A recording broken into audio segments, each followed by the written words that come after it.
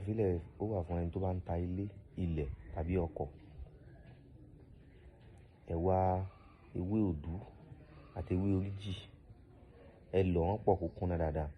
Tó bá ṣe pé ilé lẹ fẹ́ tà, ẹ lọ bu iyẹ̀pẹ̀ nínú ilé òun. Ẹ bá ti bu iyẹ̀pẹ̀ nínú ilé yẹn, tó bá ṣe pé ilẹ̀ ni, ẹ lọ bu iyẹ̀pẹ̀ nínú ilé yẹn.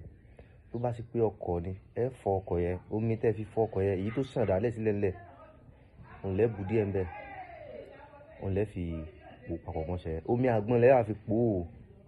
Ẹ bá ti fomi àgbọn pò tán, ẹ kó sínú gbá. Ẹ bá ti kó sínú gbá, ẹ wá bu díẹ̀ nínú ọṣẹ yẹn, ẹ hó sínú òkè kan. Tó bá ṣe pé ilẹ̀ ni, ẹ lọ fi wọ́n orí ilẹ̀ yẹn. Tó bá ṣe pé ilé ni, ẹ lọ fi wọ́n inú ilé yẹn. Tó bá ṣe pé ọkọ̀ ni, ẹ wọ́n sára ọkọ̀ yẹn tẹ́ lọ gbé síbi tẹ́ ti fẹ́ tà. Ẹ̀yin wá fọṣẹ ń wẹ̀. Ẹni tí ó ra ó pè yín dandan. Ọlọ́lá àwọn tó láyé tó nílẹ̀.